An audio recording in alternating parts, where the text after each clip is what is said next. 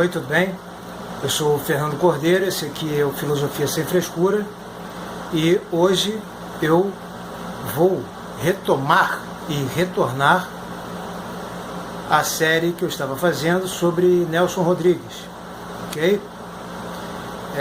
Eu vou falar sobre o complexo de vira-lata que Nelson Rodrigues, enquanto gênio pensador, conseguiu se superar e foi além de filósofo, né? Ele foi um antropólogo quando detectou no povo brasileiro esse complexo de vira-lata, principalmente ativado ou assim se evidenciando com a derrota da seleção brasileira na Copa de 50 no estádio Mário Filho, estádio do Maracanã, que ele só chamava de Mário Filho porque Mário Filho era irmão dele. Eu volto agora a falar do Nelson Rodrigues. Primeiro eu falei do gênio dramaturgo, vida e obra de Nelson Rodrigues. Nelson Rodrigues detectou esse complexo de vira-lata de modo evidente. Ele já desconfiava que o brasileiro sofresse desse complexo de vira-lata, e com a derrota para o Uruguai na Copa de 50, isso ficou muito evidente para ele. O que acontece? Houve um fenômeno chamado Edson Arantes do Nascimento, ou Pelé. Mas o Nelson Rodrigues, ele viu no Pelé alguém que livrava o brasileiro do complexo de vira-lata. Isso na Copa de 58, quando Pelé tinha apenas 17 anos. Eu vou ler aqui para vocês uma anotação que eu fiz, que é o seguinte. Uma vez o Nelson escreveu "O Rei e o Desplante", se referindo ao Pelé. Tá? Nelson Rodrigues achava assim o Pelé, o andar do Pelé pelos gramados da Suécia, só com 17 anos na Copa de 58, uma coisa assim de um desplante absurdo, e que redimia, salvava, livrava o brasileiro do complexo de vira-lata.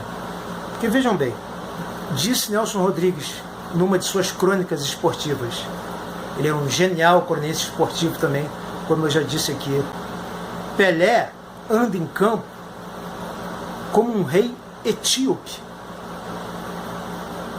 racialmente perfeito. Sua majestade dinástica há de ofuscar toda e qualquer corte ao seu redor.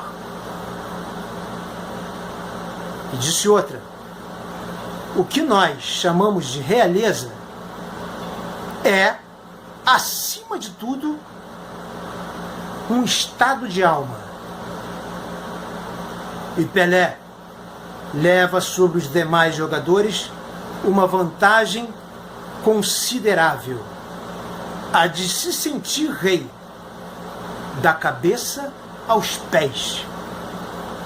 Quando ele apanha a bola, dribla o adversário como quem enxota um plebeu piolento.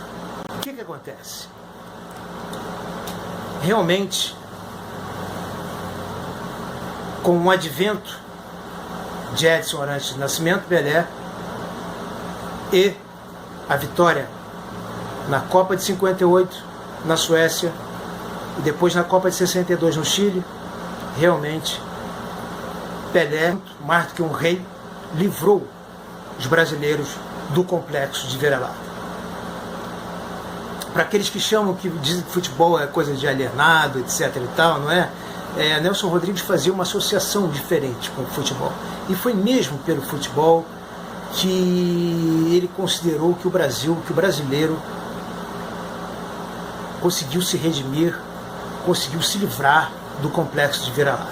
O brasileiro se sentiu melhor, né? Depois entrou aquele fanatismo todo, forçação de barra, que nós conhecemos aí, não é?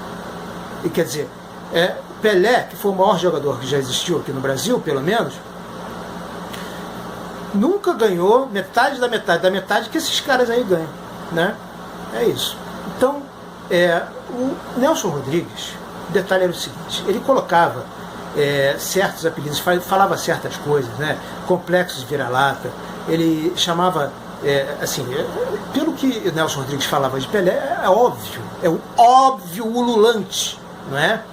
Que Nelson Rodrigues não era racista, obviamente, de jeito algum, né? Ele criou o personagem Rei Zulu, criou o príncipe etíope, o rei etíope, o Saci do Irajá, não é verdade? Tantos personagens negros que eram jogadores de futebol. Por quê? Porque o Nelson Rodrigues, torcedor do Fluminense que era, ele ia ao Maracanã. Nelson Rodrigues não estava vendo um jogo de futebol apenas, não estava vendo apenas um espetáculo esportivo. Ele estava vendo um épico, ele estava vendo uma epopeia, ele estava vendo mitologia. A explicação mais comum, a definição mais comum de mitologia é a tentativa de explicação da realidade através da intromissão de seres sobrenaturais aqui, na Terra, entre nós. Então, enquanto as pessoas estavam vendo uma partida de futebol, Nelson Rodrigues estava vendo mitologia. Então, ele estava vendo outra coisa, da mesma forma que Homero. Nelson Rodrigues estava vendo uma coisa completamente diferente do que as pessoas estavam vendo. Então, ele transformava aquilo num espetáculo fascinante e depois escrevia as suas crônicas esportivas em cima disso. Mas o fato é que a sua memória era uma memória atávica, uma memória ancestral, estava presente nele, né? Então ele projetava aquela memória homérica no lugar das imagens que estavam ali presentes, no lugar das imagens dos jogadores que estavam ali simplesmente com a bola para lá e para cá.